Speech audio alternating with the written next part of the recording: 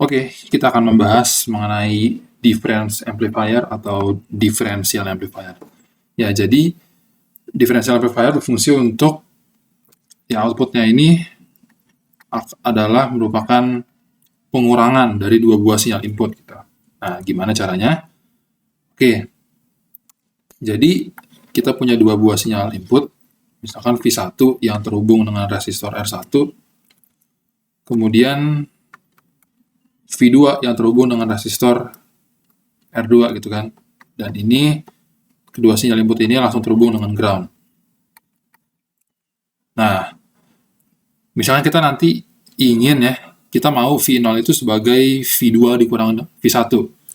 Nah, kalau V0 itu adalah V2 dikurang V1, ya dikali suatu konstanta gitu kan, maka nanti V2 ini yang kita hubungkan ke terminal non-inverting, sedangkan V1 yang kita hubungkan ke terminal inverting. Nah, lagi-lagi seperti sebelumnya, sama juga ada feedback dari output ke terminal inverting. Kemudian, ada satu lagi, yaitu resistor di sini. Yang dari terminal non-inverting langsung ke ground. Ini kita sebut dengan R4 gitu ya. Ini R3, misalkan. Atau ini RF lah, biar konsisten seperti sebelumnya.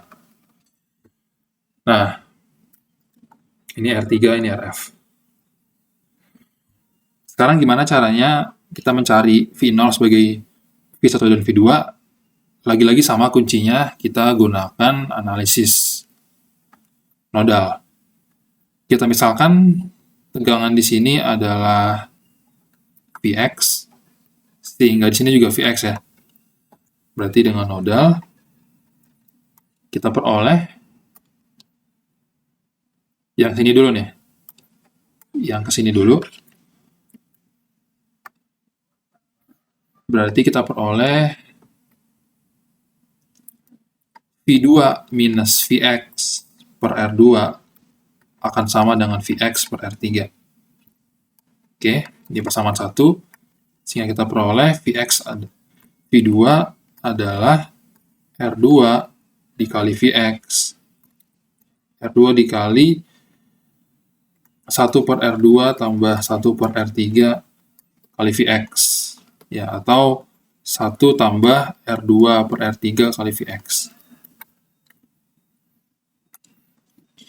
Kita simpan dulu ini. Kemudian kita lakukan nodal di sini, di terminal inverting. Ini terminal non-inverting, kita peroleh ini. Di terminal inverting, kita peroleh ini V1, berarti V1 dikurang Vx per R1 sama dengan Vx minus V0 per Rf. Sehingga kita peroleh V1 adalah 1 ditambah R1 per Rf dikalikan dengan V0 ya. Karena kan ini kita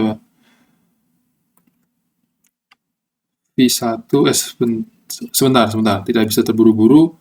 Karena kan ini ada 3 variabel, berarti V1 adalah Vx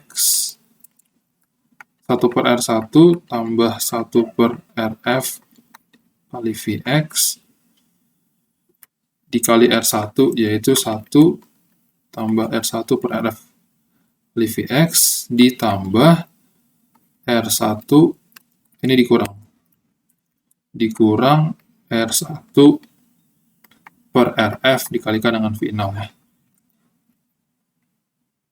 Oke, seperti itu. Dan kita substitusikan Vx dengan itu. Ini ya, Vx-nya ke sini gitu. Kita substitusikan. Berarti kita peroleh V1 adalah 1 tambah R1 per Rf kali V2 dibagi dengan 1 tambah R2 per R3. Ini dikurang dengan R1 per Rf dikalikan dengan V0. Nah, karena kita tujuannya adalah mencari V0, berarti V0 adalah RF per R1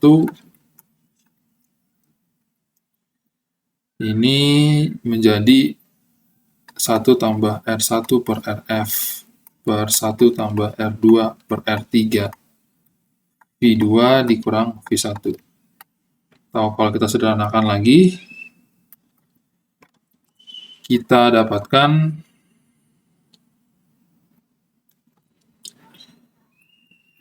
ini jadinya RF per R1, ini RF tambah R1 per R3 tambah R2 dikali R3 per RF, V2 dikurang RF per R1 V1 ya.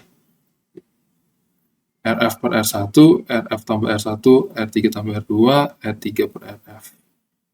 Oke, kita lakukan simplifikasi di sini. Kita dapatkan ini adalah R3 per R1 dikalikan dengan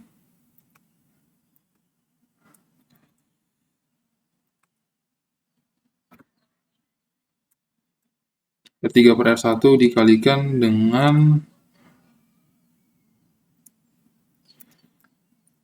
atau mungkin biar bentuknya sama, kita akan coba keluarkan RF per R1 ya.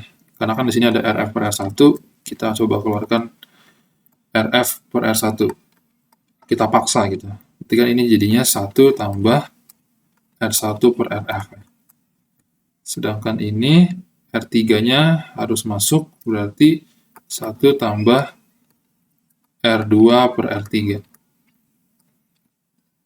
V2 dikurang RF per R1 V1. Ya, mohon maaf ini agak rumit, sebenarnya ini tidak perlu terlalu diperhatikan seperti ini. Yang penting kan kita kalau udah bisa mengenerate persamaan ini tinggal aljabar saja sebenarnya.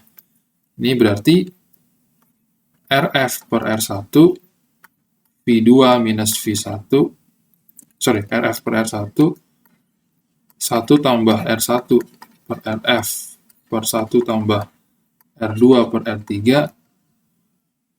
V2 dikurang V1. Nah, ini dia persamaan V0.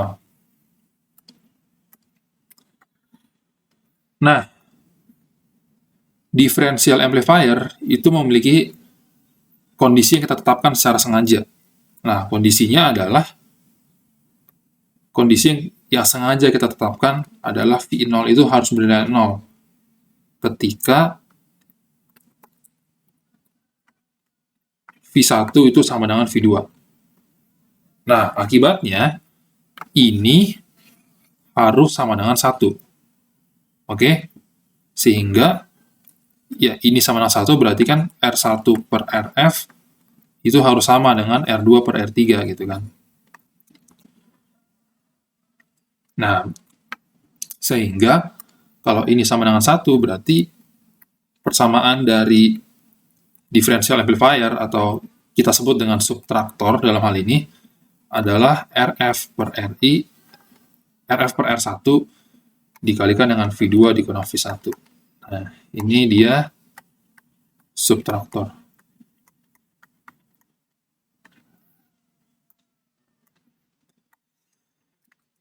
Oke. Ya, mungkin biar lebih jelas, lagi-lagi kita coba kerjakan contoh soal. Di sini kita memiliki sebuah differential amplifier, kita disuruh mencari V0. Nah, ya udah. Kita gunakan analisis nodal, ya karena kebetulan sebenarnya ini bentuknya sama persis ya. Kita bisa langsung menggunakan rumus, tapi saya rasa jauh lebih baik kalau kita mencoba mencari V0 menggunakan metode analisis yang telah kita pelajari di bab sebelumnya. Oke, kita misalkan ini Vx. Berarti ini juga Vx. Berarti dengan nodal kita dapatkan di sini ya.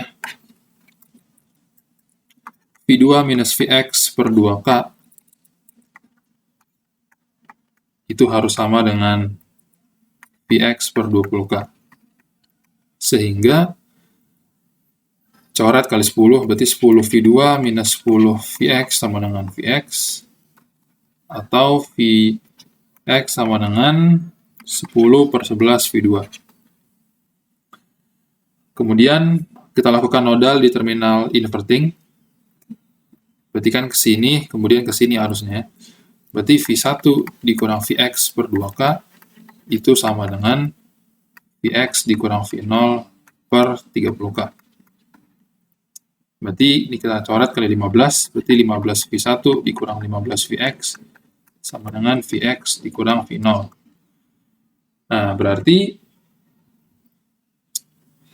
V0-nya adalah 16 Vx dikurang 15 V1. Nah, tadi kita peroleh Vx adalah 10 per 11 V2, berarti ini adalah 16 dikali 10 per 11 V2 dikurang 15 V1 gitu. Ya, dengan menggunakan informasi yang diberikan, kita bisa cari ini jadinya 16 per 10 kali 2 per 11 dikurang 15 kali 1. Ini dengan kalkulator kita peroleh